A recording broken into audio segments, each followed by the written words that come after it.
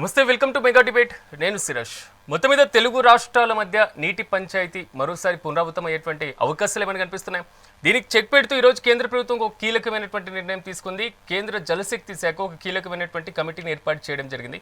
మరి ముఖ్యంగా గోదావరి కృష్ణా బేసిన్లో ఉన్నటువంటి నదుల నీటి యొక్క పరిమాణం, సో తెలుగు రాష్ట్రాలకు సంబంధించినటువంటి కేటాయింపులు, నిర్మాణంలో ఉన్నటువంటి ప్రాజెక్టులు, ఇలా అనేక అంశాలపైన కేంద్ర ప్రభుత్వ పరిశీలన కోరుతూ కూడా ఒక కమిటీని ఏర్పాటు చేసినటువంటి కీలక డెసిషన్ ఒకటి వచ్చింది. రెండోది వచ్చేసి బీఆర్ఎస్ అదేవిధంగా కాంగ్రెస్ పార్టీలు పోటాపోటీగా పవర్ పాయింట్ ప్రెజెంటేషన్తో తెలంగాణలో సాగునీటి ప్రాజెక్టులు ఉన్నటువంటి అంశాలు, సో అన్యాయం చేసినటువంటి పార్టీ ఏది అనేటువంటి ప్రధానమైనటువంటి అంశంతో పాటుగా రాజకీయ పరంగా మాత్రం కాంగ్రెస్ బీఆర్ఎస్కి మధ్య సో తెలంగాణలో నీటి పంచాయతీ మాత్రం సాగుతున్నటువంటి పరిస్థితి అయితే చాలా స్పష్టంగా కనబడుతుంది. సో తెలంగాణ నీళ్లను ఆంధ్రప్రదేశ్కి తాకట్టు పెడుతున్నారు అనేది మాత్రం తెలంగాణలో ప్రధానమైనటువంటి పార్టీలు ఆరోపణ చేస్తున్నటువంటి సిచ్యువేషన్. సో ఎవరి హయాంలో ఏం జరిగింది అనేటువంటి అంశంలో పవర్ పాయింట్ ప్రెజెంటేషన్తో పోటాపోటీగా ముందుకు సాగుతున్నటువంటి అంశం. ఇంకో డెవలప్మెంట్ మనం పరిశీలిస్తే బీఆర్ఎస్ పత్రం పూర్తి స్థాయిలో శాసనసభను బహిష్కరించినటువంటి సందర్భం కనబడుతుంది. సో ఏదైతే చర్చలు ఉన్నాయో, సో బీఆర్ఎస్ పార్టీకి ఇస్తున్నటువంటి వాల్యూ ఇవ్వట్లేదు అనేటువంటి అంశం, సో శాసనసభ జరుగుతున్నటువంటి తీరును కూడా ప్రధానంగా ప్రస్తావిస్తూ సో బహిష్కరించినటువంటి నేపథ్యం. సో ఎమ్మెల్సీ కవిత చేసినటువంటి కామెంట్స్ కూడా కొంతవరకు రాజకీయపరమైనటువంటి దుమారాన్ని రేపుతున్నాయి. ఈ మొత్తం వ్యవహారం చూసుకున్నప్పుడు నీళ్లు అనేటువంటి అంశం మాత్రం ఇరు తెలుగు రాష్ట్రాలకి మధ్య మరోసారి ప్రకంపలు రేపేటువంటి అవకాశం ఏమైనా కనిపిస్తుందా? సో సెంటిమెంట్ రాజకీయాల వైపు ఇదేమైనా అడుగులు వేసేటువంటి పరిస్థితులు ఏమైనా కనబడుతున్నాయి? సో కూటమి ప్రభుత్వానికి సానుభూతి పరంగా తెలంగాణలో ఉన్నటువంటి కాంగ్రెస్ ప్రభుత్వం ప్రవర్తిస్తుంది అనేటువంటిది బీఆర్ఎస్ ఆరోపణలో ఎంతవరకు వాస్తవం ఉంది అనేటువంటి అంశాలు మాత్రం సో అనేక ప్రశ్నలకి ప్రధానమైనటువంటి కారణమవుతున్నాయి. సో ఇదే అంశానికి సంబంధించి డిబేట్ని ప్రారంభిద్దాం. నాతో పాటు ప్యానల్లో పార్టిసిపేట్ చేస్తున్నారు విజయభాస్కర్ గారు, తెలుగుదేశం పార్టీ నాయకులు, అదేవిధంగా వీరశేఖర్ గారు, రాజకీయ విశ్లేషకులు, పద్మాకర్ రెడ్డి గారు, కాంగ్రెస్ పార్టీ నాయకులు. ఎస్, అందరికీ నమస్కారం అండి. ఎస్, విజయభాస్కర్ గారు, మీతో నేను ప్రారంభిస్తాను. సో బనకచెర్ల అనేటువంటి అంశం, నల్లమల్ల సాగర్ అనేటువంటి అంశం, సో పేరు ఏదేమైనా కానీ నీళ్లు మాత్రం డైవర్షన్ చేస్తూ ఉన్నారు, ఆంధ్రాకి దోపిడీకి ప్రధానంగా కారణం అవుతున్నారు అనేటువంటిది మాత్రం తెలంగాణ వాదుల్లో వస్తున్నటువంటి బలమైన ఆరోపణ. ఏమంటారు? రాష్ట్రం విభజన జరిగి ఇప్పటికి 11.5 సంవత్సరాలు అయింది. రాష్ట్ర విభజన జరిగి 11 సంవత్సరాలు పూర్తయింది. ఈ నేపథ్యంలో విజయభాస్కర్ గారు కొంచెం వెనక్కి కూర్చోండి. హలో, రాష్ట్ర విభజన జరిగి చెప్పండి. రాష్ట్ర విభజన జరిగి 2014 జూన్ 2వ తేదీ, ఇప్పటికి ఎంతకాలం అయింది? 11 సంవత్సరాలు అయింది. మరి ఇప్పుడు అప్పుడేమో నీళ్లు నిధులు నియామకాలు అని చెప్పేసి నినాదం తీసుకున్నారు. సరే, నినాదం తీసుకున్నారు, రాష్ట్ర విభజన జరిగిపోయింది. రాష్ట్ర విభజన జరిగిపోయినా ఒక రాజకీయ పార్టీ ఏదో ఒక విధంగా సెంటిమెంట్ ని బలంగా రెచ్చగొట్టాలా, సెంటిమెంటే శ్వాసగా జీవిస్తుంది ఒక పార్టీ. 11 సంవత్సరాలు పూర్తయింది. మరి వాళ్ళు 9.5 సంవత్సరాలు పరిపాలించారు. ఆ పార్టీ 9.5 సంవత్సరాలు పరిపాలించినా కూడా ఇంకా నీటి వివాదాన్ని గురించి వాళ్ళు నిరంతరం అక్కడ తెలంగాణ ప్రాంతంలో ఉండే రాజకీయ పార్టీలను బ్లాక్మెయిల్ చేస్తున్నారు, ఆంధ్ర ప్రాంతంలో రాజకీయ పార్టీలను బ్లాక్మెయిల్ చేస్తున్నారు. ఆల్రెడీ వాళ్ళు 9.5 సంవత్సరాలు పరిపాలించారు కదా. మరి వాళ్ళు ఆ నీళ్ల దోపిడీకి సంబంధించి నినాదం తీసుకొని, నిధులకు సంబంధించి, అదేవిధంగా నియామకాలకు సంబంధించి అనేక రకాలుగా రాష్ట్రాన్ని అగ్నిగుండంగా మార్చి మరి రాష్ట్ర విభజన చేసుకున్న విజయభాస్కర్ గారు ఒక్క నిమిషం. పద్మాకర్ రెడ్డి గారు ఒక్క నిమిషం మ్యూట్ చేయండి దయచేసి. ప్యానల్లో ఉన్నటువంటి మెంబర్స్ అందరూ కూడా వారికి అవకాశం వచ్చే వరకు కొంచెం మ్యూట్ ని పాటించండి, ఎందుకంటే కొంచెం వరకు డిస్టర్బెన్స్ వస్తుంది. ఎస్, విజయభాస్కర్ గారు కంటిన్యూ చేయండి.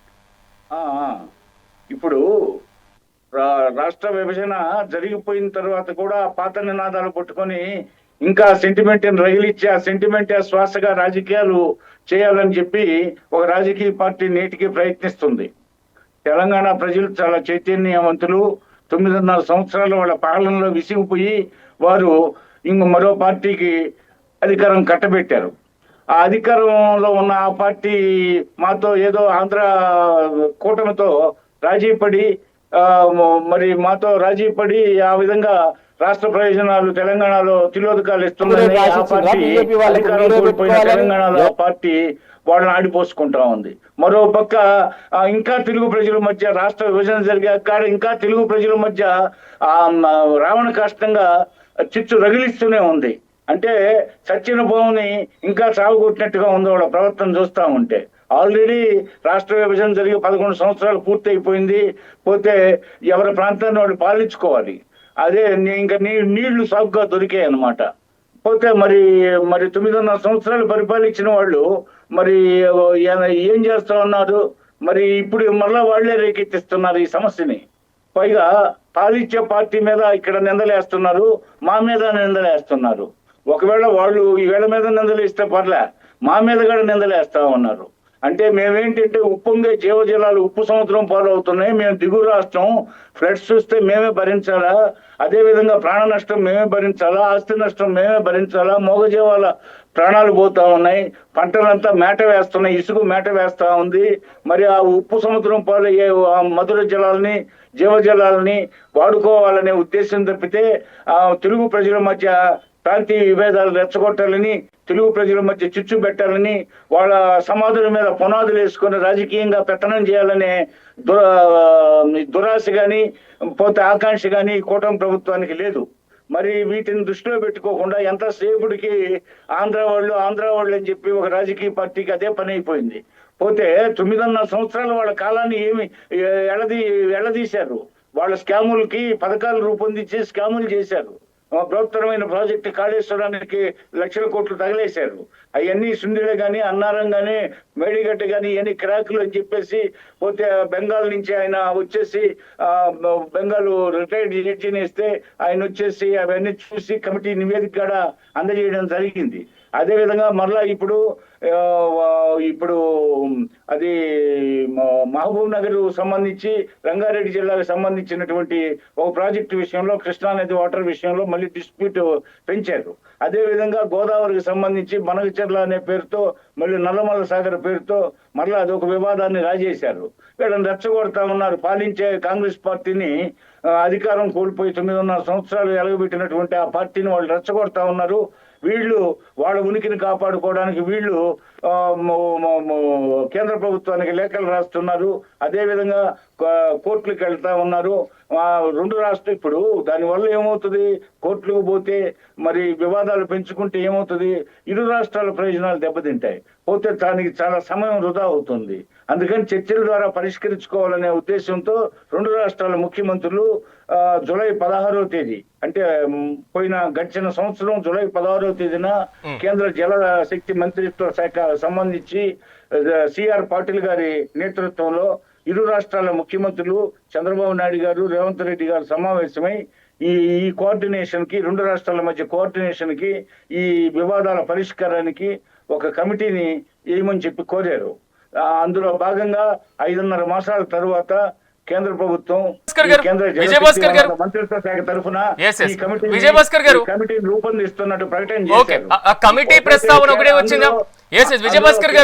విజయభాస్కర్ గారు ముఖ్యమంత్రుల సమావేశంలో కమిటీ ప్రస్తావన ఒకటే వచ్చిందా? ఇంకా ఎజెండాలు ఏం లేవా? ఎజెండాలో అంటే ఇప్పుడు ఎప్పుడో 5.5 మాసాల నాడు నాకు మీరు లాస్ట్ మినిట్ లో చెప్పారు. పోతే మిగిలిన అంశాలు నాకు గుర్తు లేదు. వాళ్ళు ఇతర సమావేశమైనప్పుడు ఏమన్నారంటే ఈ రెండు రివర్స్ సంబంధించి కృష్ణా గోదావరి జలాలకు సంబంధించి వివాదాల పరిష్కారానికి ఒక కమిటీ వేయండి. ఆ కమిటీలో మీ యొక్క కృష్ణా రివర్ బేసిన్ అదేవిధంగా గోదావరి రివర్ బేసిన్ సంబంధించిన అధికారులను కూడా వేసి పోతే రాష్ట్రాలకు సంబంధించి ఇరు రాష్ట్రాలకు సంబంధించిన సాంకేతిక నిపుణుల్ని ఉన్నతాధికారులని నియమించండి ఆ కమిటీలను కోరారు. ఆ మేరకు కేంద్ర జలశక్తి మంత్రిత్వ శాఖ ఇప్పుడు కాన్స్టిట్యూట్ చేస్తున్నట్టు నూతన కమిటీని ఇందుకు సంబంధించిన ఒకసారి నేను అధికార కాంగ్రెస్ పార్టీ వర్షన్ తీసుకొని వస్తాను. మళ్ళీ పద్మాకర్ రెడ్డి గారు నమస్తే అండి. పద్మాకర్ రెడ్డి గారు ఎలా చూస్తున్నారు? ఎందుకంటే కూటమి ప్రభుత్వం మాత్రం చాలా స్పష్టంగా చెప్తుంది తాగునీటి ప్రాజెక్టులకు సంబంధించి ఇరు రాష్ట్రాల ముఖ్యమంత్రుల మధ్య సయోధ్య కుదిర్చేటువంటి యోచనలో కమిటీని ఏర్పాటు చేయమన్నారు. ఈ రోజు కమిటీకి సంబంధించినటువంటి ఉత్తర్వులు వచ్చేసినాయి. సో కూటమి ప్రభుత్వం చేపడుతున్నటువంటి ప్రాజెక్టుల మీద అధికారంలో ఉన్నటువంటి మీకేమైనా అభ్యంతరం ఉందా? వాస్తవంగా ఏంటి అంటే సరే ఈరోజు కేంద్ర ప్రభుత్వం ఒక కమిటీ వేయడం జరిగింది. ఇది మంచి పరిణామమే.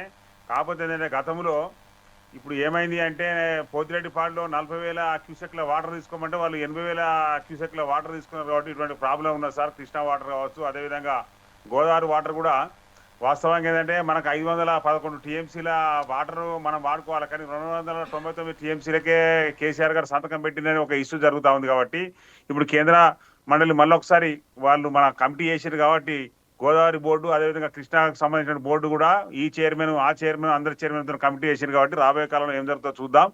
ఈ వాళ్ళు ఒకవేళ గతంలో కూడా ఈ తెలుగుదేశం ప్రభుత్వం ఉన్నప్పుడు కావచ్చు, లేదా రాజశేఖర రెడ్డి ఉన్నప్పుడు కావచ్చు, వాళ్ళు ఏం చేశారంటే ఆంధ్ర వాళ్ళు నీటి దోపిడీ చేశారు కాబట్టి ఈరోజు తెలంగాణ ఉద్యమం రావడం జరిగింది. అదేవిధంగా తెలంగాణ రాష్ట్రం ఏర్పాటు చేయడం జరిగింది.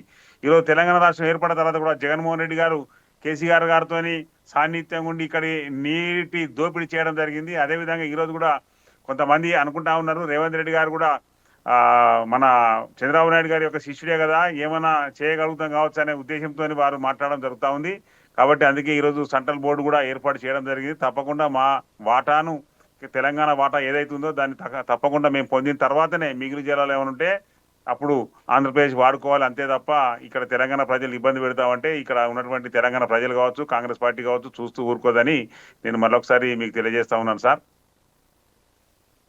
పోటాపోటీగా పవర్ పాయింట్ ప్రెజెంటేషన్ మాత్రం ఇవ్వడానికి సిద్ధమవుతున్నారు, కానీ ప్రజల్లోకి ఏది వెళ్తుంది అనుకుంటున్నారు?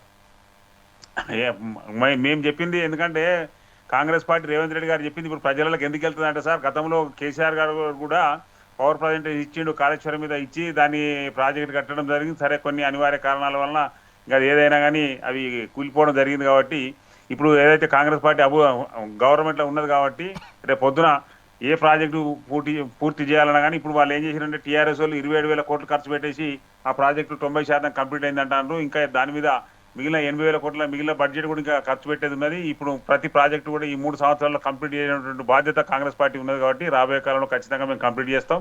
అదేవిధంగా మాకు ఉన్నటువంటి జలాలు మేము వాడుకొని మిగిలిన జలాలను మనం ఆంధ్రప్రదేశ్కి ఇచ్చేయడానికి కాంగ్రెస్ పార్టీకి ఏ అభ్యంతరం లేదని కూడా మీకు తెలియజేస్తా ఉన్నా. వీరశేఖర్ గారు నమస్తే అండి. వీరశేఖర్ గారు ఎలా చూడాలంటారు? ఎందుకంటే తెలుగు రాష్ట్రాల మధ్య ఉన్నటువంటి నీటి అంశాలతో పాటుగా ఈరోజు కేంద్ర ప్రభుత్వం వేసినటువంటి కమిటీ, సో దీని మీద మీ విశ్లేషణ ఏంటి? ముందుగా మెగా9 వీక్షకులకి అలాగే డిబేట్ లో పాల్గొన్న పెద్దలందరికీ నా హృదయపూర్వక నమస్కారం. ఈ తెలంగాణ ఆంధ్రప్రదేశ్ మధ్య 11 ఏళ్లుగా సాగుతున్న ఈ నదీ జలాల సమస్య గురించి దీనికి పరిష్కారం కోసం కేంద్ర ప్రభుత్వం ప్రత్యేక కమిటీ వేయటం జరిగింది అనేది మనందరూ తెలిసిన విషయం. దీంట్లో కేంద్ర జల సంఘం సభ్యులు చైర్మన్ ఆయన నేతృత్వం వహిస్తాడు. దాంట్లో కృష్ణా బోర్డు చైర్మన్, అట్లాగే గోదావరి నదీ జలాల చైర్మన్, అట్లాగే ఆంధ్రప్రదేశ్ నుంచి ఆంధ్రప్రదేశ్ సీఎం, తెలంగాణ సీఎం వీళ్ళు దీంట్లో సభ్యులుగా ఉంటారు. ఇక్కడ వచ్చిన ప్రాబ్లం ఏమంటే గతంలో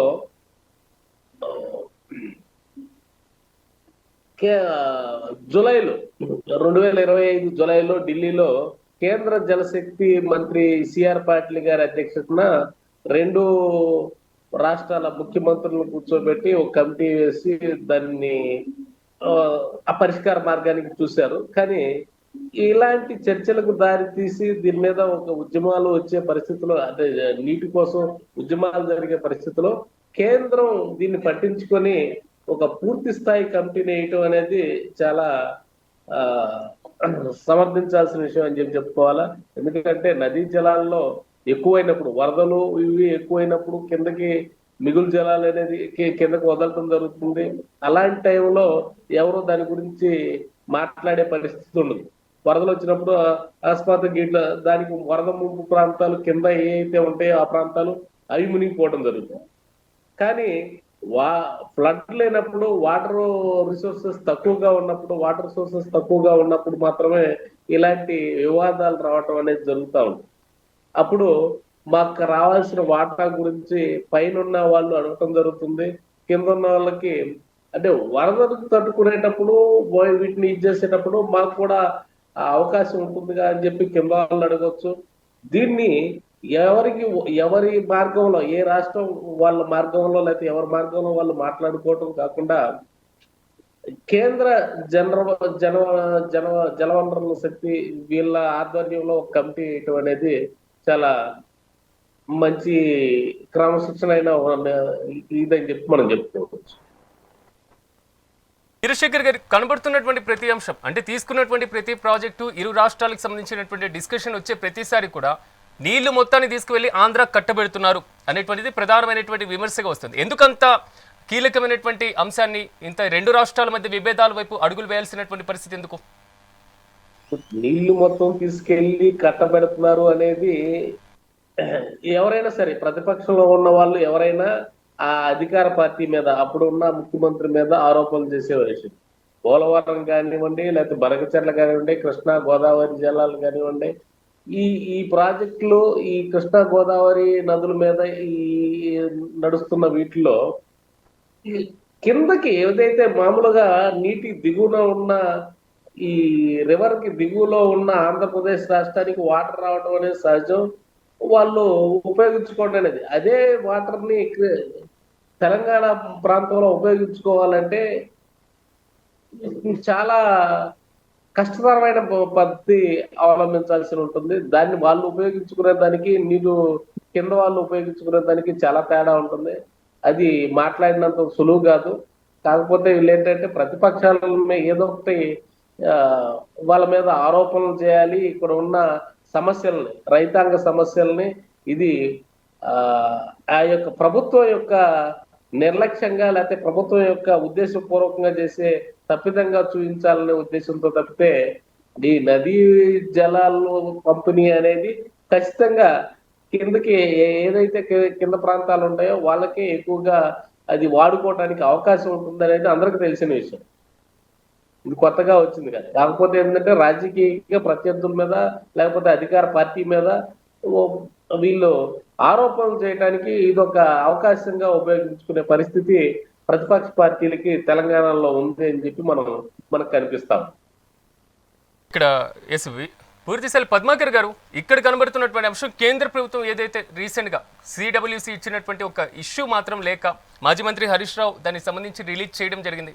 సో అంశంలో కేంద్ర ప్రభుత్వం దగ్గర మరీ ముఖ్యంగా సైలెంట్గా ఉన్నటువంటి పరిస్థితి రాష్ట్ర ప్రభుత్వం కనబడుతుంది. ఇదే ధోరణితో ముందుకు వెళ్తుంది అనేటువంటి ఆరోపణ కాంగ్రెస్ ప్రభుత్వం మీద వచ్చింది. సో ఏమంటారు దాని మీద? మీకు చెప్పేది ఒకటే సార్, ఈరోజు ఏదైతే మనం రేవంత్ రెడ్డి గారి ప్రభుత్వం ఏదైతే ఉందో ఖచ్చితంగా హరీష్ రావు ఎన్నెన్ని తప్పులు చేసిండు ప్రభుత్వం నుంచి. వాళ్ళు టీఆర్ఎస్ ప్రభుత్వం ఉన్నప్పుడు ఎంత అనుకూలంగా జగన్ గారికి ఉన్నాడనేది మనందరికి తెలిసిన విషయమే. ఆయన కమిషన్ల కొరకే ప్రాజెక్టు కట్టిండు. ఈ విషయం అనేది పొద్దున రేవంత్ రెడ్డి గారు ఖచ్చితంగా ప్రతి విషయంలో మనకు బయటికి తీసుకొస్తాడు. మేము న్యాయబద్ధంగా మా నీళ్లను తెలంగాణ వాడుకున్న తర్వాత ఆంధ్రాకి ఇవ్వడానికి మాకు ఎలాంటి అభ్యంతరం లేదనేది కాంగ్రెస్ పార్టీ నిర్ణయం, అదేవిధంగా రేవంత్ రెడ్డి గారి నిర్ణయం. వాస్తవంగా ఏంటంటే 200 టీఎంసీలు కాకుండా 511 టీఎంసీల వాటర్ ఈ రోజు మనం గోదావరి జలాలు వాడుకోవాలి సార్. కానీ 299కే ఆయన సంతకం పెట్టిందంటేనే దాని విషయంలో వాళ్ళు ఎంత దోపిడీ జరిగింది అనేది, ఎంత కమిషన్ ముట్టిందనే దాని మీద మనం చర్చకు ఒక రోజు మళ్ళీ విలువాల్సిందిగా మేము విజ్ఞప్తి చేస్తా ఉన్నాం సార్. ఇప్పటికైనా కేంద్ర జలమండలి ఈ రోజు కమిటీ ఏర్పాటు చేసింది కాబట్టి ఆ జలమండలిలో రాబోయే కాలంలో ప్రజెంటేషన్లో మొత్తం డీటెయిల్గా A to Z రాబోయే రోజుల్లో మనందరికీ తెలుస్తుంది. మనం ఆంధ్రప్రదేశ్ అయినా తెలంగాణ అయినా అన్నదమ్ముల లెక్క కలిసిమెలిసి ఉండి మనం మిగిలిన జలాలు వాళ్ళకి ఇవ్వడానికి మనకేం అభ్యంతరం లేదు. కాకపోతే ఏంటంటే ఈసారి సరే వర్షాలు సమృద్ధిగా ఉన్నాయి కాబట్టి మనం వాటర్ వాళ్ళకి వదలవచ్చు, కానీ భవిష్యత్తులో రాబోయే కాలంలో నీళ్లు అనేది అంత పుష్కలంగా దొరికే అవకాశం ఉండదు కాబట్టి అప్పుడు ప్రాబ్లం ఏర్పడుతుంది సార్. కాబట్టి ఖచ్చితంగా మన వాటర్ మనం వాడుకున్న తర్వాత ఆంధ్రప్రదేశ్కి ఇవ్వడానికి మనకి అభ్యంతరం. వాళ్ళ కింద ఇంతకుముందు బ్రదర్ చెప్పినట్టు వాస్తవంగా ఆంధ్రప్రదేశ్ కిందికి ఉంటుంది కాబట్టి ప్రతి చుక్క కిందికి పోవడానికే ప్రయత్నం చేస్తుంది. కానీ మన వాళ్ళు ప్రాజెక్టులు దాదాపు అన్ని ప్రాజెక్టులు కూడా 50%, 60% కంప్లీట్ చేసిండ్రు. మిగిలినది ఈ 3 సంవత్సరాల్లో కంప్లీట్ చేయాలనే ఉద్దేశంతోనే రేవంత్ రెడ్డి గారు ఉన్నారు.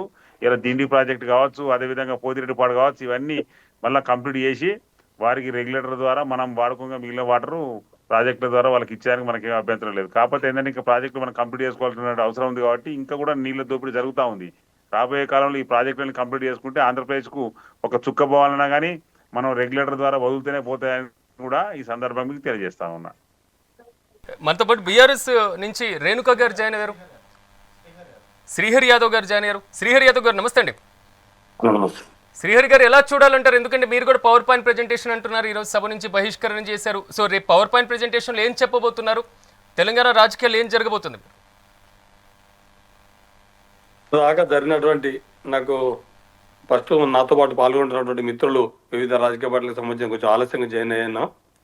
పాల్గొంటున్నటువంటి మిత్రులందరూ కూడా నమస్తే అన్న. చాలా క్లియర్ ఇందులో ఎక్కడ కూడా తెలంగాణకు సంబంధించినటువంటి వనరుల పట్ల, వనరుల వినియోగం పట్ల, ప్రధానంగా జల వనరుల వినియోగం పట్ల ఎలాంటి అంటే ఒక స్పష్టత లేదు, ఒక దిక్కు దీవి లేకుంటున్నది ఇలా కాంగ్రెస్ ప్రభుత్వం. ఒక్క విషయంలో కూడా మనకు రావాల్సిన వాటా విషయంలో కానీ, మనం సాధించుకోవాల్సినటువంటి అంటే మనకు దక్కాల్సినటువంటి వాటి విషయంలో కానీ, అసలు వనరుల మీద అసలు ఈ బేసిన్ల గురించి బేసిక్ నాలెడ్జ్ లేకుండా మాట్లాడుతున్నాడు ఒక ముఖ్యమంత్రి స్థాయిలో ఉండి. దీన్ని వెనుక పరోక్షంగా బయట ఉన్నటువంటి ఒక అపవాదం, అది ఎంతవరకు నిజమో అనేది మనం రేపు ప్రాక్టీస్లో చూడాలి. ఇప్పుడు 22 ఏళ్ళ ప్రాక్టీస్ మనకు కనబడుతుంది.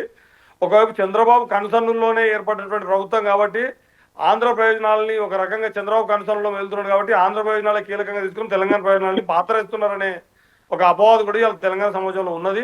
ఈ 2 ఏళ్ల పాలన చూస్తే కూడా గట్టిగా కనిపిస్తుంది. ఎక్కడ కూడా నిర్దిష్టంగా తెలంగాణకు రావాల్సినటువంటి వాటా విషయాలలో ఎక్కడ కూడా ఒక స్పష్టమైనటువంటి వైఖరితో లేదు ఇవాళ ఉన్నటువంటి కాంగ్రెస్ ప్రభుత్వం. ఆ విషయాల్ని బయట పెట్టకుండా, ఆ విషయాలు బయట రాకుండా ఉండడానికి ఉల్టా చోర్ డాంటే అని తెలంగాణలో సామెత ఉంటుంది. తనే రివర్స్గా మాట్లాడుతున్నాడు మొత్తం తెలంగాణ కేసీఆర్ మీద, హరీష్ రావు మీద ఎంతసేపు వ్యక్తిగత దూషణల గురించి మాట్లాడుతున్నాడు తప్ప విధానపరమైనటువంటి విషయాల గురించి ఇవాళ కూడా ముఖ్యమంత్రి గారు మాట్లాడిన దాంట్లో, రేవంత్ రెడ్డి గారు మాట్లాడిన దాంట్లో మొన్న మాట్లాడుతున్నామో అసలు బచావత్ ట్రిబ్యునల్, బ్రిజేష్ దానికి సంబంధించి బచావత్కు సంబంధించి కానీ, బ్రిజేష్ ట్రిబ్యునల్ సంబంధించి కానీ అంచనాలకు కూడా మాట్లాడుతున్నాడు. రెండవది, అసలు ఇంతకుముందు మీరు గతంలో చూసి ఉంటారు, ఆ జలవనరులకు సంబంధించినటువంటి నీటి అధికారులతో మాట్లాడుతున్నప్పుడు ఇది ఏ బేసిన్ ఉంటుంది, ఇది ఏ నది పరివాహక ప్రాంతం అని మాట్లాడుతున్నాడు. ఇవాళ మాట్లాడిన దాంట్లో ముఖ్యమంత్రి గారు, మాజీ ముఖ్యమంత్రి గారు కేసీఆర్ గారు ఆల్రెడీ సంతకం పెట్టిండు, ఒప్పుకున్నట్టున్నారు. కానీ మరి ఇన్ని రోజులు ఇప్పుడు రోజు మాట్లాడే బదులు బయట పెట్టచ్చు కదా పేపర్లు, ఏం ఒప్పుకున్నాడు, ఎక్కడ ఒప్పుకున్నాడు, ఏ విషయంలో ఒప్పుకున్నాడు అని. ఎక్కడ కూడా తెలంగాణకు సంబంధించినటువంటి రాజకీయ పార్టీలు, మరి ఒక తెలంగాణ బిడ్డగా కూడా, బీఆర్ఎస్ పార్టీ నాయకుడిగా కాదు, ఓ తెలంగాణ బిడ్డగా కూడా తెలంగాణ అస్తిత్వానికి సంబంధించి రాజీ పడద్దు, తెలంగాణ వనరులకు సంబంధించి రాజీ పడద్దు.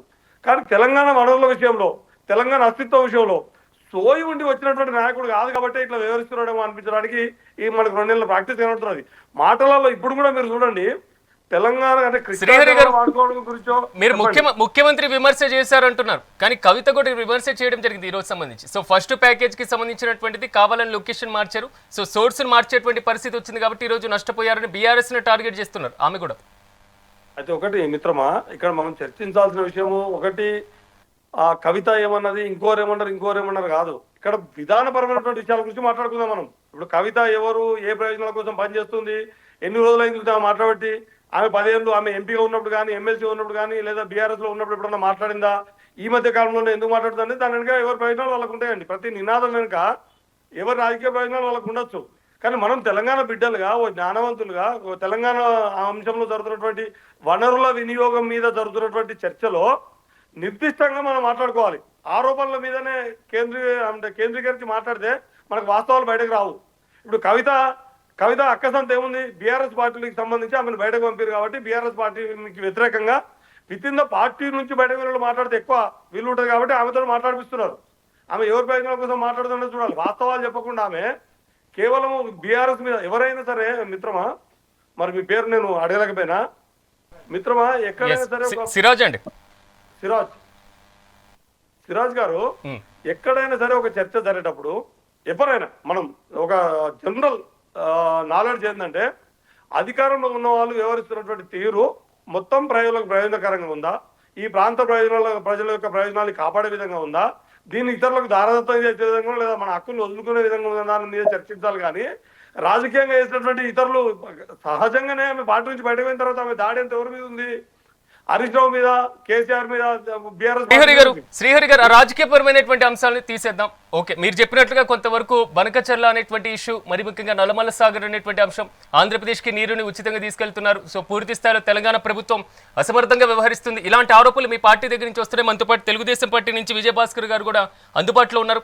సో ఏపీ ప్రభుత్వం పట్ల తెలంగాణ ప్రభుత్వం ప్రస్తుతం వ్యవహరిస్తున్నటువంటి తీరు పైన బీఆర్ఎస్ పార్టీకి ఏం చెప్తారు? మరి చంద్రబాబు కన్సర్న్లోనే రేవంత్ రెడ్డి పనిచేస్తున్నాడు అని చెప్పడానికి ఇటీవల కాలంలో బనకచర్లకు సంబంధించినటువంటి మీటింగ్ హాజరవడం విషయంలో కానీ, అందులో ఎజెండాలు ఉన్న విషయాలు బయటకు వచ్చే ఎజెండా లేదని చెప్పడం, వాళ్ళేమో ఎజెండాలే ఉందని చెప్పడం, ఇవన్నీ బట్టి చూస్తుంటే కేవలము చంద్రబాబు కన్సర్న్లో రేవంత్ రెడ్డి పనిచేస్తున్నాడు తప్ప తెలంగాణ ప్రజల యొక్క జీవనాదులైనటువంటి కృష్ణా లేదా గోదావరి నదీ జలాల వినియోగం విషయంలో రేవంత్ రెడ్డి సర్కారుకు కానీ రేవంత్ రెడ్డి నాయకత్వంలోని కాంగ్రెస్ ప్రభుత్వానికి కానీ ఎలాంటి చిత్తశుద్ధి లేదు అని ఈ 2 ఏళ్లుగా జరుగుతున్నటువంటి అనేక పరిణామాలు మీకు అన్ని రకాల ఉదాహరణలతో సహా మీకు చూపిస్తాం. ఇప్పుడు సరే వారెవరు మాట్లాడుతున్నారు వాళ్ళు మాట్లాడించండి, తర్వాత నేను మళ్ళీ నా అభిప్రాయాన్ని పూర్తి ఆధారాలతో సహా నా అభిప్రాయాలు ఓకే, బయట విజయభాస్కర్ గారు చెప్పండి. విజయభాస్కర్ గారు, నిజంగా ఇలాంటిది ఏమైనా అంశం జరుగుతుందా? ఎందుకంటే గతం నుంచి బీఆర్ఎస్ పార్టీ ఆరోపణ చేస్తుంది, గుడు శిష్యుల మధ్య ఒక చీకటి ఒప్పందం జరిగింది అనేటువంటిది ప్రధానమైనటువంటి ఆరోపణ వారు చేస్తుంది.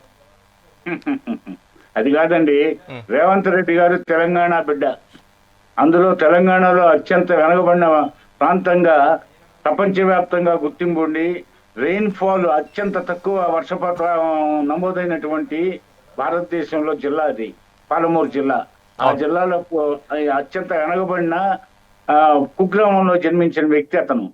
పోతే తన జాతి ప్రయోజనాల కోసం, తెలంగాణ జాతి ప్రయోజనాల కోసం ఎవరైనా, ఆయన అత్యంత చిన్న వయసులో రాష్ట్ర ముఖ్యమంత్రి చాలా తక్కువ స్వల్ప సమయంలో కాగలిగాడు. ఆయన రాజకీయ భవిష్యత్తు పోగొట్టుకుంటాడు. ఆయన తన ఉనికిని కాపాడుకోవడానికి, రాజకీయ ఉనికిని కాపాడుకోవడానికి, తాను సారథ్యం వహించే కాంగ్రెస్ పార్టీని విజయ దుందుబి మోగించడానికి ప్రయత్నిస్తాడే గాని ఏదో మాతో కుమ్ముక్కయ్యి ఆయన ఏదో మా తెలంగాణ ప్రయోజనాలని తిలోదకాలు ఇచ్చేసి ఆంధ్ర ప్రయోజనాలు కాపాడుతాడని అనుకోవడం అవివేకం. అప్పుడు రాజకీయాల్లో మీరు పొగడాలనుకున్న విషయం పొగడండి, కానీ మా వివేకము అవివేకం గురించి మాట్లాడకండి. ఎవరు అవివేకులో ఎవరు వివేకవంతులో కదా చూసేది. నేను చెప్పేది వినండి. అన్పార్లమెంటరీ పదాలు వాడద్దు. అవివేకము వివేకం ఉంటే ఓ మిత్రమా, అది అన్పార్లమెంటరీ వివేకము తెలుగు డిక్షనరీ పెట్టుకోండి. నువ్వు పొగడదలుచుకుంటే పొగుడుకో. ఏంటి మీరు మధ్యలో వివేకము అవివేకము? అవివేకం అంటే ఏంటి? అవగాహన లోపం. అవగాహన లోపాన్ని అవివేకం అని అంటారు. అంటే పర్యాయ పదాలు ఉంటాయి. దాన్ని తప్పు పడతావా? నీకు తెలుగు అనుకుంటున్నావా? పండితులను అడగండి. పండితులను అడగండి. అది తప్పు చర్చ ఇది, పండితుల చర్చ కాదు ఇది. అసలు మధ్యలో మీరు చెప్పినంతసేపు మేము వినమ్రతతో వింటున్నాం. కాదండి, మేము అటువంటి పదాలు వాడేటప్పుడు జాగ్రత్త వాడాలి. మీ కేసీఆర్ గారు, మీ కేటీఆర్, మీ హరీష్ రావు బూతులు వాడింది, రెచ్చగొట్టింది, అగ్నిగుండంగా మార్చింది ఈ ఆంధ్రప్రదేశ్ ని, అగ్నిగుండంగా మార్చింది స్టేట్ ని. శిక్ష పెట్టారు. 1500 మంది ప్రాణాలు తీసుకున్నారు. మీరు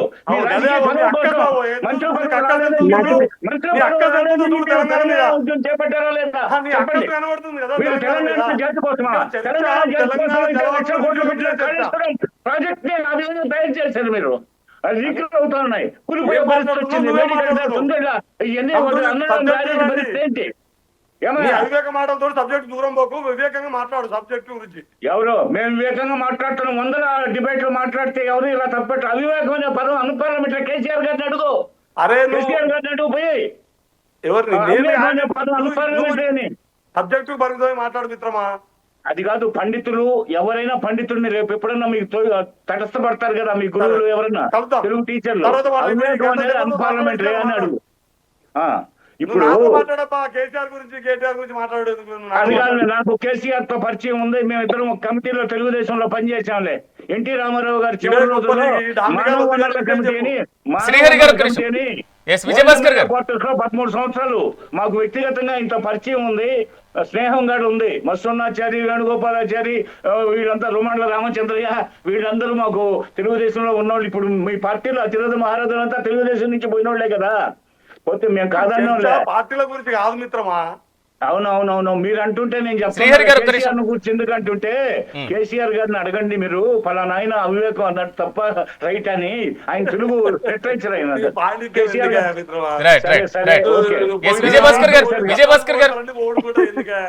ఓకే ఓకే చెప్తా.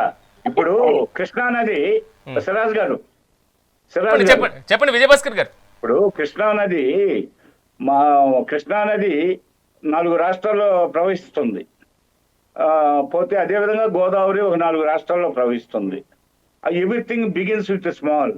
ప్రారంభమైన కాడ చాలా సన్నటి పిల్లకాలంలాగా ప్రారంభం అవుతాయి. తర్వాత అది కిందకు వచ్చే కొద్దీ అనేక నదులు, ఉపనదులు కలిసి అది పెద్ద జీవనదిగా ఈ కృష్ణా గోదావరి నదులు ప్రవహిస్తున్నాయి. ఇప్పుడు ఎప్పుడు పుట్టినాయో ఆ భీష్ముడు శాంతి పర్వంలో అంటాడు మహాభారతంలో, వీరుల జన్మ ఏరుల జన్మ ఎవరికి ఇరుకని. ఏరులు అంటే నదులని, రివర్స్ అని. ఏరుల జన్మ వీరుల జన్మ ఎవరికి ఇరుకని భీష్ముడు అంటారు. ఇవి ఎప్పటి నుంచో అనాది కాలం నుంచి ప్రవహిస్తున్న నదులు. ఇప్పుడు దాకా సముద్రానికి లక్షల కోట్ల టీఎంసీ వాటర్ వృధాగా పోయాయి. ఈ విధంగా వృధాగా పోతున్నాయి. పైగా దిగువ రాష్ట్రం ఆంధ్రప్రదేశ్, పైగా దిగువ రాష్ట్రంలో మా పంట పొలాలంతా మేటేస్తున్నాయి. ప్రాణ నష్టం జరుగుతుంది, పశు నష్టం జరుగుతూ ఉంది.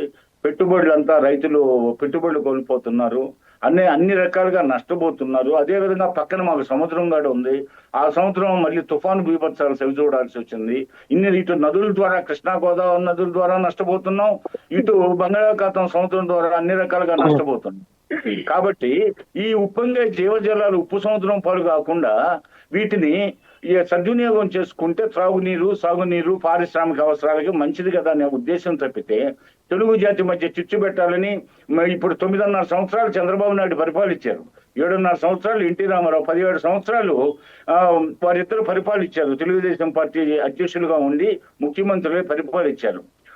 నిజాము నవాబు కాలంలో స్వాతంత్రం లేదని చెప్పి 1948 సెప్టెంబర్ 17 సర్దార్ పటేల్ సైనిక చర్యతో, పోలీస్ చర్యతో పోతే ఇక్కడ విముక్తి చెందితే ఈ ప్రజలకు మళ్ళీ పటేల్ పట్వారీలు గుదిబండలుగా ఉంటే పటేల్ పట్వారీ వ్యవస్థల్ని రద్దు చేసి పూర్తి స్వేచ్ఛను కల్పించిన తెలంగాణ ప్రజలకు రెండో స్వాతంత్రం ఇచ్చిన తెలుగుదేశం పార్టీ. తెలుగుదేశం పార్టీ మొదటి నుంచి తెలుగు జాతి ఐకమత్యానికి, తెలుగు ప్రజల సుఖ సంతోషాల కోసం, వాళ్ళ సౌభాగ్యాల కోసం పాటుపడాలనే ఉద్దేశంతో ఒక పునాదిగా తెలుగు భాష ప్రాభవ వైభవాలను కూడా పునరుద్ధరించాలా, తెలుగు జాతి ఐకమత్యంతో ఉండాలా, వీళ్ళు చక్కగా జీవించాలనే ఉద్దేశంతో తెలుగుదేశం పార్టీ ఆనాడు ఏర్పాటు చేయడం జరిగింది. అదే సిద్ధాంతం, మా మూల సిద్ధాంతం ఏంటంటే తెలుగు వారంతా సుఖ సంతోషాలతో ఉండాలా. అందువల్ల మేము పరిపాలించిన ఏరియా, పైగా మా పార్టీ ఇప్పటికీ ఉంది. కాకపోతే మాకు అక్కడంతా 5 సంవత్సరాల జగన్ పాలనలో అంతా రాష్ట్రం అధోగతి పాలైపోతే దాన్ని చక్కబెట్టాలని చెప్పి ఇక్కడ పార్టీ విషయాలు మేము పోటీ పెట్టకుండా మా అక్కడ పరిస్థితుల దృష్ట్యా మేము అక్కడ ఏకాగ్రత ఉన్నాం.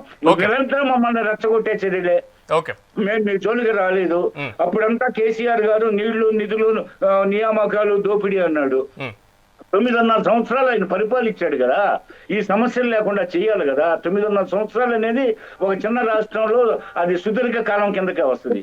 9.5 సంవత్సరాల సుదీర్ఘ కాలంలో ఈ సమస్యను పరిష్కరించలేదంటే అర్థం ఏంటి? పోతే ఇప్పుడు మా మీద పడి ఆడవడం ఏంటి? మేము చిచ్చు పెడుతున్నామంట, రేవంత్ రెడ్డి చంద్రబాబు నాయుడు గారి శిష్యుడు అంట, అందుకని ఆంధ్ర ప్రాంత ప్రయోజనాలు కాపాడుతున్నారంట, రేవంత్ రెడ్డి తెలంగాణ జాతి ప్రయోజనాలకు వెన్నుపోటు పొడుస్తున్నారంట. ఏం మాట్లాడి పోతే ఆల్రెడీ అందుకనే చంద్రబాబు నాయుడు గారు కానీ పెద్ద మనసుతో అక్కడ కమిటీ ఏమన్నాడు. ఆల్రెడీ 2 నదులకు సంబంధించి కమిటీలు ఉన్నాయి. ఏది కృష్ణా రివర్ బోర్డు సంబంధించిన ఒక అవార్డు ఉంది, గోదావరికి సంబంధించిన అవార్డు ఉంది, సపరేట్ ఇన్స్టిట్యూషన్స్, ఒకటి సపరేట్ చైర్మన్లు చేస్తున్నాయి. అయినా అవి పరిష్కరించలేకున్నాయి సమస్యలు అని చెప్పి మళ్ళా ఒక హై లెవెల్ కమిటీని కాన్స్టిట్యూట్ చేయాలని జూలై 16 తీసుకున్న నిర్ణయం మేరకు ఈ 5.5 నెలల తర్వాత ఈ అక్కడ 2 రివర్ బోర్డ్స్ సంబంధించిన చైర్మన్లతో పాటు ఈ 2 రాష్ట్రాలకు సంబంధించిన ఉన్నతాధికారులు, సాంకేతిక నిపుణులు, ఉన్నత స్థాయి ఇంజనీర్ల ఆధ్వర్యంలో కమిటీ రూపొందించారు. ఆ నివేదిక వస్తుంది. ఆ నివేదిక వీరశేఖర్ గారు అభిప్రాయం తీసుకొని మళ్ళీ వస్తారు. వీరశేఖర్ గారు ఇక్కడ 2 పాయింట్స్ కనబడుతున్నాయి. ఒకటి, బీఆర్ఎస్ గవర్నమెంట్ అధికారంలో ఉన్నప్పుడు రాయలసీమని రత్నాలసీమ చేస్తానని, రాయలసీమకి నీరుని మేము అందిస్తామనేది మాత్రం నిర్ణయం తీసుకున్నారని కాంగ్రెస్ పార్టీ బలంగా ఆరోపణ చేస్తుంది. 2, కాంగ్రెస్ పార్టీ అధికారంలో ఉన్నప్పుడు తెలుగుదేశం పార్టీ ఉంది కాబట్టి, గురు శిష్యులు కాబట్టి పూర్తి స్థాయిలో మేము నీళ్లు కూడా ఇచ్చేస్తున్నాం కాబట్టి సమన్వయంతో ముందుకు వెళ్తామనేటువంటి ఆరోపణ చేస్తున్నారు. 2 కూడా ప్రతిపక్షాలే ఆరోపణ చేస్తున్నటువంటి సిచ్యువేషన్ కనబడుతుంది. సో ఈ 2 వైఖరులు ఎలా చూడాలి? ఎందుకంటే ఇది 2 రాష్ట్రాల ప్రజలకు సంబంధించిన సమస్య కాదు, 2 రాష్ట్రాల ప్రజలకు వాళ్ళ వాటర్ కి సంబంధించిన సమస్య కాదు. ఇది రాజకీయ నిరుద్యోగత, రాజకీయంగా వెనకబాటు, అంటే అధికారం లేని పరిస్థితుల్లో అధికారం కోసం చేసే ఆరాటంగా కనిపిస్తుంది. కానీ ఈ జలాల నదీ జలాల యొక్క అవసరం, లేకపోతే నదీ జలాల యొక్క ఈ ప్రాజెక్టుల గురించి మాట్లాడేటప్పుడు ఖచ్చితంగా ఈ అధికారంలో లేని పార్టీ ఏదైతే ఉందో వాళ్ళు మాత్రమే మాట్లాడటం జరుగుతుంది.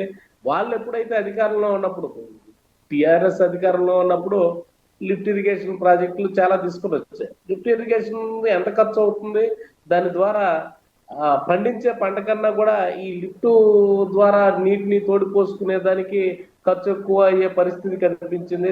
దాని ద్వారా పెట్టిన డబ్బులు కూడా వృధా అయిన పరిస్థితి. నీటిని తీసుకోవటం అనేది, నీటి గురించి మాట్లాడటం అనేది చాలా ఈజీ, కానీ ఆ నీటిని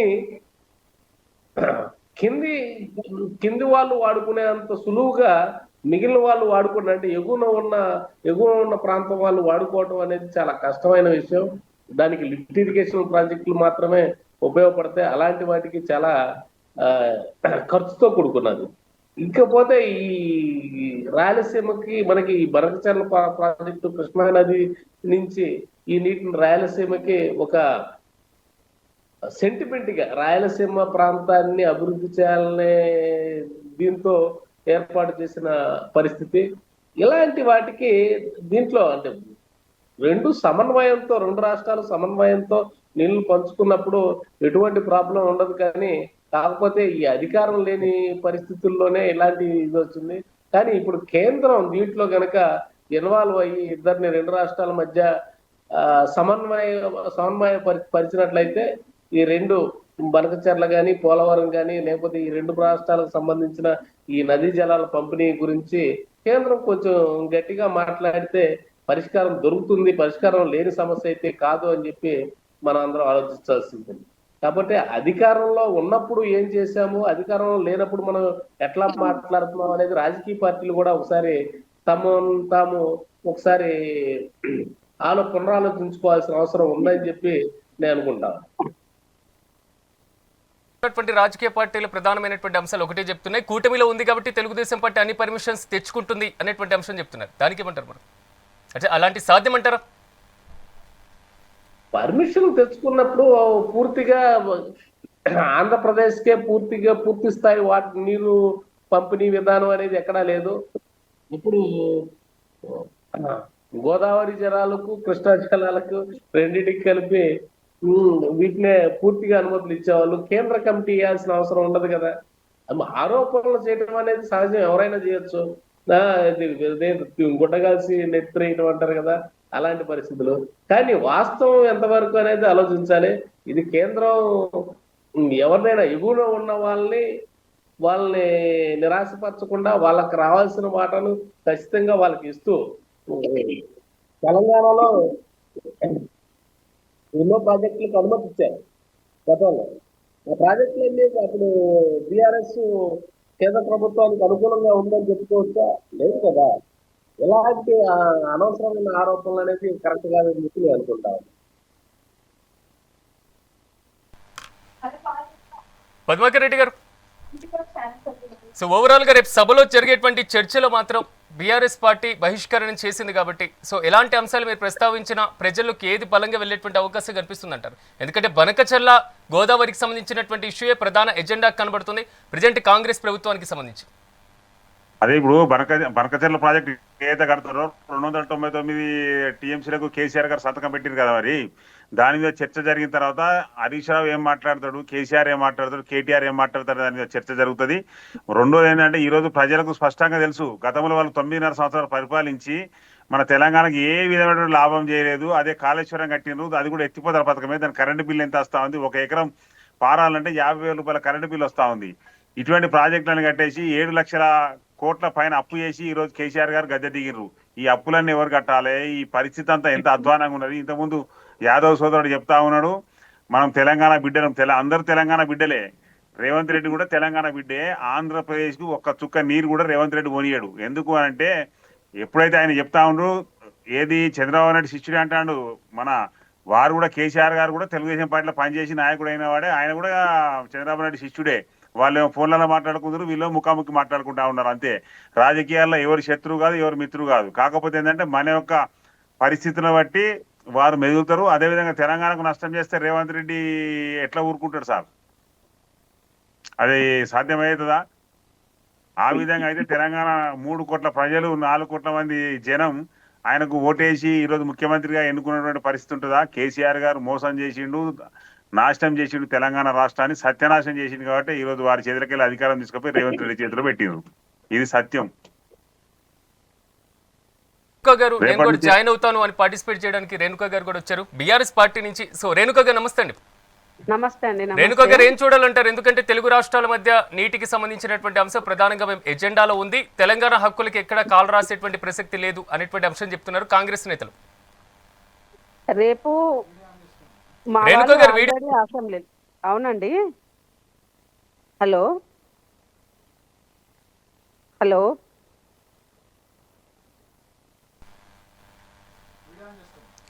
రేణుకా గారు క్యామ్ ఆన్ చేసుకోండి. రేణుకా గారు నా వాయిస్ వినిపిస్తుందా మీకు? వినిపిస్తుందండి. క్యామ్ ఆన్ చేసుకోండి మేడం. వినిపిస్తుంది. ఓకే ఓకే మాట్లాడండి రేణుకా గారు చెప్పండి. టెక్నికల్ ప్రాబ్లం ఉన్నట్టుందన్నా. ఓకే రేణుకా గారు చెప్పండి చెప్పండి. మరొకసారి వినపడుతుందా అండి? వినిపిస్తుంది వినిపిస్తుంది చెప్పండి రేణుకా గారు చెప్పండి. అదేనండి, ఆల్రెడీ మేము బీఆర్ఎస్ వాళ్ళు అసెంబ్లీలో ఈరోజు రేపు ప్రజెంటేషన్ కోసం ఎమ్మెల్యేలకు మా వాళ్ళు చెప్పడం జరిగింది. నదీ జలాల గురించి లైవ్ లో ఇద్దరు ముగ్గురు మాట్లాడుతుండ్రు. ఎందుకు మాట్లాడుతుండ్రు అంటే ప్రజల కోసం, తెలంగాణ ప్రజల కోసము అప్పులు చేసి ప్రాజెక్టులు కట్టి వాటర్ కాళేశ్వరం నుంచి తెలంగాణ ప్రజల కోసం, రైతుల కోసం వాటర్ తీసుకొచ్చిన కేసీఆర్ ను పట్టుకొని అప్పులు చేసిన కేసీఆర్ అని మాట్లాడుతుండ్రు. అసలు వనరులు వాటరు ఎంత ఉంది అనేది ముఖ్యమంత్రికి ఫస్ట్. ముఖ్యమంత్రికి అసలే నీటి గురించి, నీటి వ్యవస్థ గురించి తెలియదు. అందుకే మా తెలంగాణ రాజకీయ, మా తెలంగాణ ఎమ్మెల్యేలు రేపు అసెంబ్లీలో మాట్లాడకుండా ఏం చేస్తుండ్రంటే స్విచ్ నొక్కేస్తుండ్రు, నోరును నొక్కేస్తుండ్రు తెలంగాణ ఎమ్మెల్యేలను. రేపు ప్రజెంటేషన్ ఇచ్చిన తర్వాత తెలంగాణ రాష్ట్రంలో ఎంతమంది ఎమ్మెల్యేలు తిరుగుతారు? ముఖ్యమంత్రికి ప్రజెంటేషన్ నది జలాల గురించి, వాటర్ గురించి మాట్లాడే నైతిక విలువలు లేవు ముఖ్యమంత్రికి. చెప్తున్నాం వినండి. ఫస్ట్ ప్రాజెక్ట్, అంత పెద్ద ప్రాజెక్టును బాంబు పెట్టి పేల్చిన ముఖ్యమంత్రి తెలంగాణ ముఖ్యమంత్రి దాన్ని తప్పుదోవ పెట్టి ముఖ్యమంత్రి ఎందుకు అప్పులు చేసిండండి? కేసీఆర్ గారు అప్పులు ఎందుకు చేసిండు? తెలంగాణ ప్రజల కోసం అప్పులు చేసిండ్రు, తెలంగాణ రైతాంగానికి వాటర్ కోసం అప్పులు చేసిండ్రు.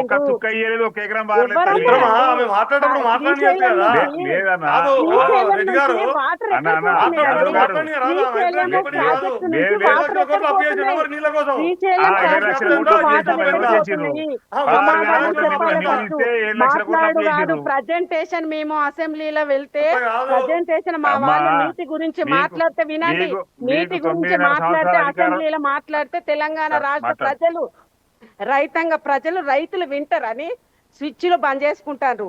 మా టీఆర్ఎస్ ఎమ్మెల్యేలకు భయపడి నీటి వనరులు లేదండి. మీరు మాట్లాడద్దు. 10 సంవత్సరాలు రాజకీయం చేసిండంటే ఎందుకోసం చేసిండండి? ప్రజల సొమ్ము ప్రజలకు పెట్టిండు కేసీఆర్ గారు. ప్రజల సొమ్ము ప్రజలకు పెట్టిండండి. తినండి. ప్రజల సొమ్ము 50 సంవత్సరాలు కాంగ్రెస్ రాజకీయం చేసిందండి. 50 సంవత్సరాల రాజకీయము కాంగ్రెస్ సంపాదించిందని మేము అనాలి. మరి ఎంత సంపాదించిందని మేము అనాలి. 50 సంవత్సరాల చరిత్రలా కాంగ్రెస్ ఎంత సంపాదించిందని మేము క్వశ్చన్ అడగాలి. 10 సంవత్సరాలు కాదు, ఈ 10 సంవత్సరాలు మేము ఎంత అప్పు చేసినాం అనేది రైతులు చూస్తుండ్రు. వాటర్ దొబ్బకపోతుండ్రు. ఆంధ్రకు, తెలంగాణకు ఆనాడు కిరణ్ కుమార్ రెడ్డి 1 రూపాయి కూడా ఇయ్యనన్నాడు కదా. 1 చుక్క కూడా తెలంగాణ రాష్ట్రం నుంచి కేసీఆర్ గారు బతుకున్నంత సేపు వాటర్ పోనీయమని ఛాలెంజ్ చేస్తున్నాం. తెలంగాణ రైతాంగం బిడ్డ లెక్క నేను ఒక రాజకీయ వ్యవస్థ నాయకురాల్ని చెప్తున్నా వినండి. ఒక చుక్క కూడా మేము ఎదిరిస్తాము, రోడ్ల మీద కూర్చుంటాము. ఒక వాటర్ చుక్క కూడా తెలియదు. రేణుకా గారు రేపు power point presentation Congress party ప్రభుత్వం ఇచ్చిన తర్వాత కూడా రాయలసీమను రతనాలసీమ చేస్తామని గతంలో మాజీ ముఖ్యమంత్రి మాట్లాడినటువంటి వీడియోని ప్లేన్ చేస్తామని ఆల్రెడీ చెప్పడం జరిగింది. గతంలో ఏదైతే కాళేశ్వరం ఉందో అక్కడ జరిగినటువంటి మేడిగడ్డ డ్యామేజ్ కి సంబంధించినటువంటి అంశం. సో ఈ 2 అంశాలను ప్రధానంగా ప్రస్తావిస్తే బీఆర్ఎస్ పార్టీకి ప్రతికూలమైనటువంటి సిచ్యువేషన్ వస్తుందా రాదా? చేయడానికి దమ్ము లేదు వాళ్ళ దగ్గర. ఉంటే కదా, వాళ్ళ దగ్గర చేయడానికి ఉంటే చేస్తారండి. రాయలసీమ వాళ్ళ దగ్గర రత్నాలు ఉంటే కదా చేస్తారా, నీళ్ళు చేయడానికి ఇస్తానన్నాడు, గోదావరి నీళ్ళు ఇస్తానన్నాడు, కృష్ణా నీళ్ళు ఇస్తానన్నాడు. ఓకే. శ్రీహరి గారు ఒక్క నిమిషం. ఎమ్మెల్యేలు బీఆర్ఎస్ ఎమ్మెల్యేలు భయపడరు, బెదిరింపులకు భయపడరు. మా నీటి మేము కాపాడుకుంటాం, మా నది వనరులు కాపాడుకుంటాం. అది ఛాలెంజ్ విసురుతున్నాం. రేపు ప్రజెంటేషన్ విన్న తర్వాత తెలంగాణ రాష్ట్ర ఎమ్మెల్యేలు బీఆర్ఎస్ ఎమ్మెల్యేలు ఓడిపోయిన కూడా ప్రజల కోసం బయట నిలబడి తిరుగుతారు. అది ఛాలెంజ్ గా రేపు మా ప్రెజెంటేషన్ కాంగ్రెస్ ఎమ్మెల్యేలు వినండి, ముఖ్యమంత్రి వినండి. మా ప్రెజెంటేషన్ అసెంబ్లీలో కాదు, బయట మాట్లాడుతున్నాము. బయటది మీరు వినాలే. టీవీలు పెట్టుకొని దగ్గరుండి కాంగ్రెస్ నాయకులు, కాంగ్రెస్ ఎమ్మెల్యేలు తప్పకుండా వినవలసిన అవసరము. ఎందుకంటే ఈ రోజు బీఆర్ఎస్ పార్టీ దగ్గర నుంచి వచ్చిన ఆరోపణ మేము ప్రజలకు వివరిస్తామండి. ఓకే. మా ప్రజెంటేషన్ మీరు అసెంబ్లీకి రాకూడదు. మా ప్రజెంటేషన్ వినకుండా మీరు ఎట్లా రాజకీయం చేస్తారండి? మా నీటి వనరులు ఆంధ్రాకి ఎట్లా పంపిస్తారండి? మీకేమొస్తుందండి? మా తెలంగాణ వాటరు, పద్మాకర్ గారు ఒక్క నిమిషం, పద్మాకర్ గారు ఒక్క నిమిషం. రేణుక గారు మీరు ఈ రోజు ప్రధానంగా ఒక ఆరోపణ చేయడం జరిగింది. ప్రభుత్వం కొన్ని డాక్యుమెంట్లను వెబ్సైట్ నుంచి తొలగించింది, డిలీట్ చేసింది అనేటువంటి అంశం. సో గత మీ ప్రభుత్వ హయాంలో ఏదైతే రిలీజ్ చేసినటువంటి డాక్యుమెంట్లు కానివ్వండి, సంతకాలు పెట్టినటువంటి జీవోలు కానివ్వండి, ఇవి ఇంకా ప్రభుత్వం దగ్గరే ఉన్నాయి కదా. సో వాటిని బయట పెట్టేటువంటి అవకాశం లేదంటారా? అది మమ్మల్ని భయపట్టేదానికి చేస్తుండ్రు కానీ ఆ దమ్ము లేదండి. అవి లేవు వాళ్ళ దగ్గర. దొంగ రాజకీయం చేస్తుండ్రు రేవంత్ రెడ్డి. మహిళలను ముంచిండు 100 కేజీ అదేంటిది తులం బంగారం ఇస్తానని మహిళలతోటి కానీ ఇక్కడ బయట పెడితే బీఆర్ఎస్ పార్టీ పరిస్థితి సవాల్ విసురుతామని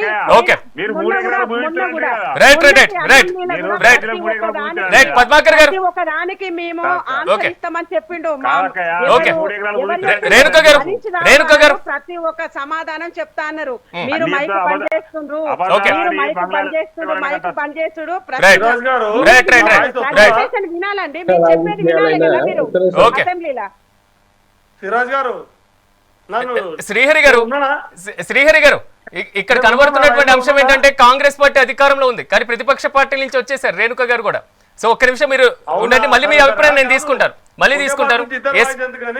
ఒక మాట చెప్పినాను, నేను వెళ్తాను. ఒక మాట దయచేసి ఒక్కటే మాట కంక్లూడ్ చేయండి.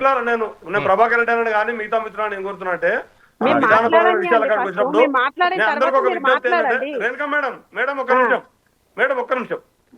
నేను ఈ రాజకీయ పార్టీ మనం ఒక రాజకీయ పార్టీ నుంచి ప్రాతినిధ్యం వహించినప్పుడు ఆ పార్టీ ప్రయోజనాల కోసమో లేకపోతే ఆ పార్టీ సంబంధించిన విధానాలు మాట్లాడడం అనేది అది సాధారణమైన సహజ నీతి. కానీ మొత్తంగా చూసినప్పుడు తెలంగాణ సమాజం సంబంధించి దాని పోరాటము, దాని ఆరాటము, ఈ ప్రాంతం యొక్క వనరులు దుర్వినియోగమై ఇతర ప్రాంతాలకు పెత్తనము, ఆధిపత్యము, అస్తిత్వం మీద, వనరుల మీద, మొత్తం మనుషుల మీద పెత్తనాన్ని, అంటే మానవ గౌరవం, కనీస మానవ గౌరవం లేని రెండవ శ్రేణి పౌరులో ఉంటున్నానే ఈ స్వతంత్ర పోరాటం జరిగింది. ఈ స్వతంత్ర పోరాట విజయం తర్వాత మా ఆధారంలో ఉన్నటువంటి ఈ అధికారం కోసం వెంపర్లాడే కొంతమంది మాట్లాడేటువంటి చిల్లర పల్ల మాటలు పక్కకు పెడితే, తెలంగాణ ప్రాంత ప్రయోజనాలని పరంగా పెడితే ఏ పాలకునైనా సరే, రేవంత్ రెడ్డినైనా ఇంకెవరినైనా ప్రజలు చూస్తూ ఊరుకోరు.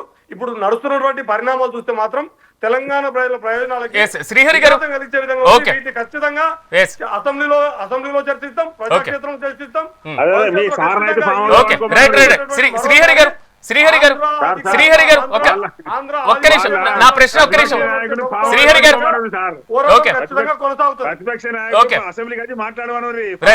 శ్రీహరి గారు పద్మాకర్ గారు ఒక్క నిమిషం ఉండండి. పద్మాకర్ గారు ఓకే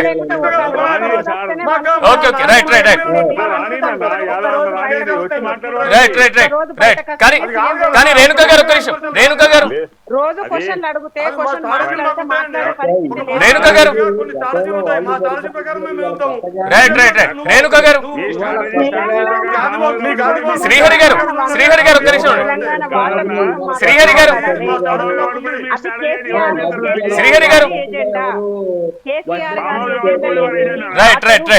విజయభాస్కర్ గారు రైట్. శ్రీహరి గారు ఒక్క నిమిషం ఉండండి. శ్రీహరి గారు ఒక్క నిమిషం. విజయభాస్కర్ గారు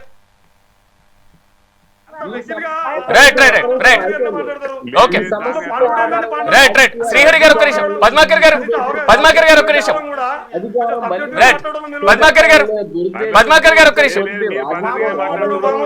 వీరశేఖర్ గారు ఓకే. తెలంగాణ సాగునీటి అంశాల గురించి మనం ప్రధానంగా డిస్కషన్ చేద్దాం. ఇచ్చినటువంటి ఎన్నికల్లో హామీలు లేదా తులం బంగారం ఇలాంటి అంశాల మీద డిస్కషన్ చేస్తూ ఉంటే మేనిఫెస్టో ఎంత ఉందో మన డిస్కషన్ టైం కూడా చాలా ఎక్కువగా ఉండేటువంటి ఛాన్స్ ఉంటుంది. కాబట్టి ప్రధాన ఎజెండాలోకి వచ్చేద్దాం.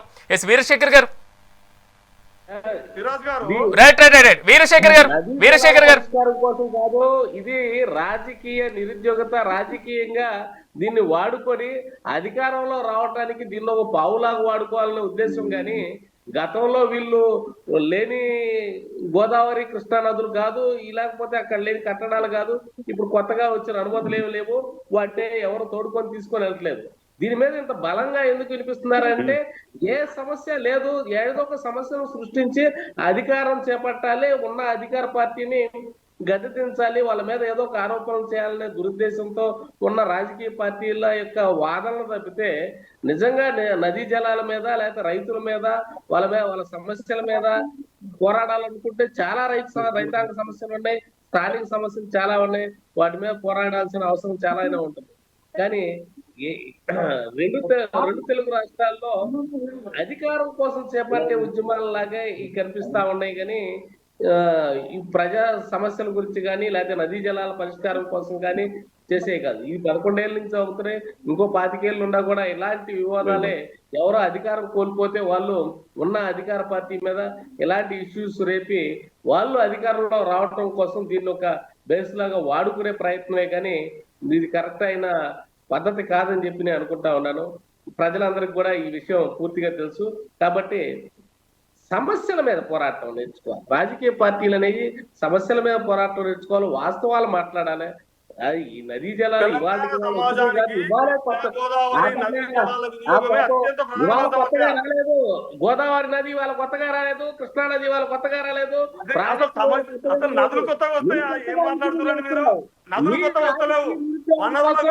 నీ పార్టీ అధికారంలో రావటం కోసం నీకు ప్రజా సమస్యల మీద అవగాహన లేక, ప్రజా సమస్యలు ఏమి ఉన్నాయో తెలియక ఇది ఇష్యూను వాడుకొని రాజకీయం కేసీఆర్ గారు రాజకీయం చేయాలంటే ఆనాడు పదవులు వదులుకునేవారు కాదు. తెలంగాణ కోసము, తెలంగాణ రాష్ట్రం కోసం, తెలంగాణ రైతాంగం కోసము పదవులు వదులుకొని బయటకు వచ్చిందండి. పదవులు వదులుకొని బయటకు వచ్చిందండి ఆనాడు కేసీఆర్ గారు. మీలాగా పదవులు పట్టుకొని లేరు. ప్రతి ఒక్క ఇంపార్టెంట్ పదవులు వదులుకొని తెలంగాణ ప్రజల కోసం బయటకు వచ్చి వనరుల కోసం, నీళ్ళ కోసం కొట్లాడుతున్నారు, రైతుల కోసం కొట్లాడుతుండ్రండి. ఎండాకాలం వస్తుంది, వాటర్ ఎన్నుండే అంటే రాజకీయం చేసుకుంటారు. ఎందుకు సంవత్సరాలు ఎందుకు గారు ప్రాజెక్టులు కట్టిన తర్వాత నీళ్ళెట్లా గుర్తుకొస్తున్నాయి? ఈ రోజు ప్రాజెక్టులు కట్టినాయి కాబట్టి, ప్రాజెక్టులు కట్టించారు కాబట్టి వాటర్ అసైడ్ వెళ్ళిపోతలేవు. కాబట్టి మేము ఏ రకంగా చేయాలనేది తపనతోటి రేవంత్ రెడ్డి మళ్ళా మేము ఎట్లా రాజకీయం కోసం బయటకు రావాలని దొంగ రాజకీయం చేసుకుంటా కేసీఆర్ గారు మీరేం మాట్లాడుతున్నారండి? మీరేం మాట్లాడుతున్నారు? కొత్తగా రాలే నదులు అంటే నదులు ప్రభుత్వం ఒక ప్రభుత్వం వస్తే నదులు వస్తాయి అంటే ఒక రేణుక గారు నా వాయిస్ వినిపిస్తుందా? కృష్ణా నది రేణుక గారు నా వాయిస్ వినిపిస్తుందా? రేణుక గారు నా ప్రశ్న ఏంటంటే ప్రధానంగా జీవోలకి డాక్యుమెంట్లకి సంబంధించి గత 10 ఏళ్ల బీఆర్ఎస్ హయాంలో ప్రధానంగా అప్పుడు రిలీజ్ చేసినటువంటి డాక్యుమెంట్లను రేపు పీపీటీ ప్రెజెంటేషన్ లో బయట పెడితే మీరేం చేస్తారు? రాజకీయం గురించి మాట్లాడద్దండి, రాజకీయం గురించి మాట్లాడద్దు. వదులుకున్నారండి ప్రజల కోసము, తెలంగాణ ప్రజల కోసము రాజకీయం ఎన్ని పదవులు వదులుకున్నారు? కేసీఆర్ కోసము, కేసీఆర్ గారు నదీ జలాల కోసము ప్రాజెక్టులు ఎంత అప్పులు చేసి కట్టిండు? మాకు వేరే అప్పులు ప్రాజెక్టులు కడితే అప్పులైనాయి, మాకు ప్రాజెక్టులు కడితే అప్పులైనాయి, వేరే అప్పులైనాయా? మాకు తెలంగాణ ప్రజల మీద అప్పులు ఉన్నాయా? ఏమున్నాయండి? తెలంగాణలో నీటిపారుదలకు సంబంధించినటువంటి అంశాలు ఏంటి? సో ఆంధ్ర తెలంగాణ మధ్య ఉన్నటువంటి నీటి పంపకాలు ఏంటో అనేటువంటి అంశం మనం కూడా పరిశీలిద్దాం. సో ఈ రోజు నాతో పాటు ప్యానెల్లో పార్టిసిపేట్ చేసినటువంటి విజయభాస్కర్ గారికి, వీరశేఖర్ గారికి, పద్మాకర్ రెడ్డి గారికి, అదేవిధంగా రేణుక గారికి, శ్రీహరి గారికి ప్రత్యేకమైనటువంటి కృతజ్ఞతలు. మొత్తం మీద మాత్రం పూర్తి స్థాయిలో ఈ కేంద్ర ప్రభుత్వం నియమించినటువంటి కమిటీ ఏం తేల్చబోతుంది, తెలుగు రాష్ట్రాలకు సంబంధించినటువంటి నీటి పంపకాలు ఎలా ఉండబోతున్నాయి, ఎప్పటి వరకు దీని నివేదిక ఇచ్చేటువంటి అవకాశం ఉంది, మనం కూడా వెయిట్ చేద్దాం. ఇది వాటి మెగా డిబేట్. రేపు డిబేట్లో మళ్ళీ కలుద్దాం. చూస్తూనే ఉండండి మెగా 9 టీవీ.